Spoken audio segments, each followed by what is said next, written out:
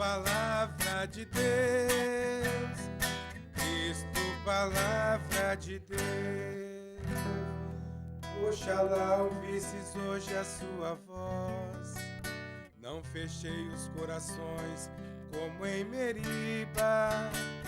Louvor e glória a ti, Senhor, Cristo, palavra de Deus, Cristo, palavra de Deus. O Senhor esteja convosco. Ele está no meio de nós. Proclamação do Evangelho de Jesus Cristo segundo Lucas. Glória a vós, Senhor. Naquele tempo, Jesus contou esta parábola para alguns que confiavam na sua própria justiça e desprezavam os outros. 2 homens subiram ao templo para rezar. Um era fariseu, o outro cobrador de impostos.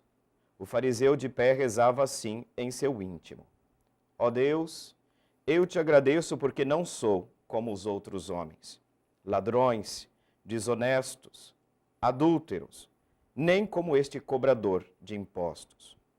Eu jejuo 2 vezes por semana. Eu dou o dízimo de toda a minha renda. O cobrador de impostos, porém, ficou à distância e nem se atrevia a levantar os olhos para o céu, mas batia no peito, dizendo: Meu Deus, tem piedade de mim, que sou pecador. Eu vos digo, este último voltou para casa justificado, o outro não. Pois quem se eleva será humilhado, e quem se humilha será elevado. Palavra da salvação. Glória a vós, Senhor. Como é bom vivenciarmos esse primeiro momento da nossa celebração eucarística, onde o Senhor dirige a mim, a você, que nos acompanha pela TV Imaculada, a sua palavra. É hora de nos apropriarmos desta palavra, sobretudo porque ela é como uma bússola neste tempo. O tempo da Quaresma, nós falamos que é um tempo de intensificar uma das dimensões que são importantes na nossa vida, que é a dimensão do nosso relacionamento com Deus, que é também a dimensão do nosso relacionamento com os outros. E hoje a gente percebe de maneira muito clara no Evangelho que a minha postura diante do pecado, da miséria e da falha dos outros é o motivo pelo qual eu posso me justificar ou não me justificar diante de Deus. Por que será que muitas vezes nós encontramos no Evangelho Jesus afrontando esse grupo, normalmente fariseus, saduceus, grupos religiosos da época? Isso porque nós que somos pessoas religiosas temos tentações muito parecidas com a desse fariseu. Eu diria, na verdade, que todos nós temos um fariseu dentro de nós. Por isso que o Evangelho conta exatamente esse conflito que Jesus tem com esses grupos. São grupos, repito, ironicamente, profundamente religiosos. Isso deve nos questionar muito, porque a atitude deste fariseu que hoje entra no templo para rezar e o contraste da postura, ele de pé, na sua oração arrogante, a postura do outro, daquele que entra, não consegue nem chegar perto, digamos assim, à frente do templo, do altar, mas bate no peito como sinal de reconhecimento da sua pequenez.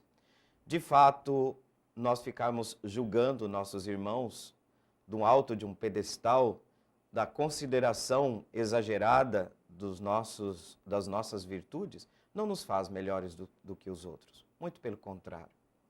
Você lembra, irmão e minha irmã, que toda vez que nós rezamos o Pai Nosso, e se o Senhor nos ensinou essa oração, significa que ela é muito importante também para a nossa vida de fé? Não sei se você recorda que nós pedimos ao Senhor: perdoai, Senhor, as minhas ofensas, assim como eu perdoo os meus devedores, as pessoas que me ofendem, as pessoas que eu ofendo. Então vejam que essa relação com Deus e com os irmãos e com as irmãs, né, é uma relação muito importante. É uma relação que está profundamente ligada, profundamente relacionada, assim como o amor a Deus e o amor ao próximo. E vejam, é uma atitude de oração, mas 2 posturas completamente diferentes. Ou seja, a postura do fariseu nessa oração é a postura de quem se engrandece, se vangloria da própria justiça. De fato, antes de contar e de iniciar esta parábola, Jesus, de fato, fala daqueles que se vangloriam, daqueles que evocam a sua própria justiça diante de Deus. E temos muitos cristãos assim, infelizmente. Cristãos que provavelmente pensam que um dia, quando baterem as portas do céu, deverão mostrar a carteirinha ou de padre, ou de ministro da Eucaristia, ou de pessoa que viveu indo todo domingo na Santa Missa, achando que essa justiça, evocando esses atos, como se de fato não fosse gratuito o seu amor a Deus, mas como se fizesse uma barganha, um comércio. Não, Deus não nos trata assim. O seu amor é infinito por todos. O amor de Deus também é pelos pecadores. O amor pelo pecador, de Deus pelo pecador, não é diferente do amor que ele tem por mim e tem por outro. A diferença é que no pecador, Deus ama seu filho que está perdido. No pecador, Deus ama a pessoa que está distante. Ou seja, Deus não vê o pecador, ele vê um filho, uma filha a trazer de volta para o seu caminho.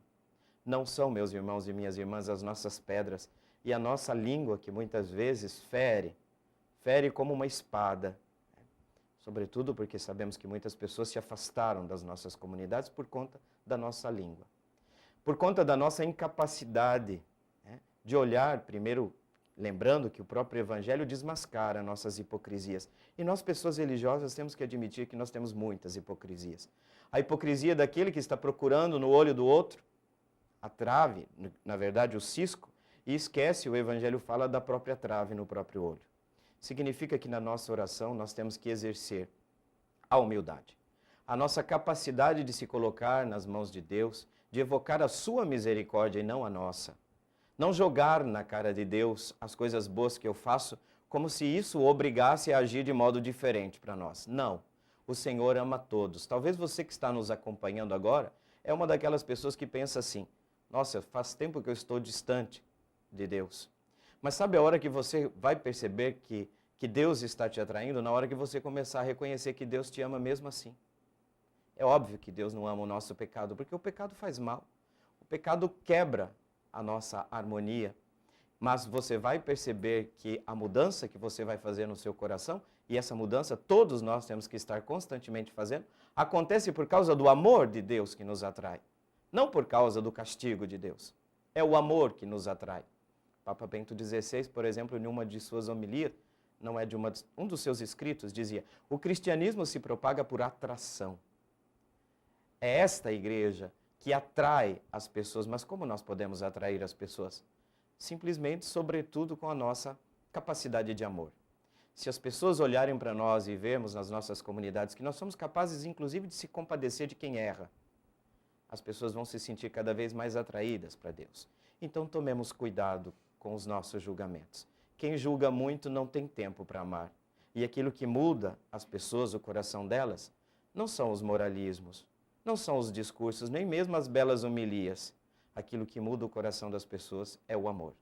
Por isso, meu irmão, minha irmã, evitemos a atitude farisaica de quem se vangloria diante de Deus. Sejamos capazes de olhar para as nossas sombras nesta quaresma, reconhecer a nossa miséria, mas não para ficar nos depreciando, mas sobretudo para colher a misericórdia desse Deus. Nos deixemos, nesta quaresma, nos banhar por esta misericórdia de Deus. Dali nasce o motivo da nossa alegria.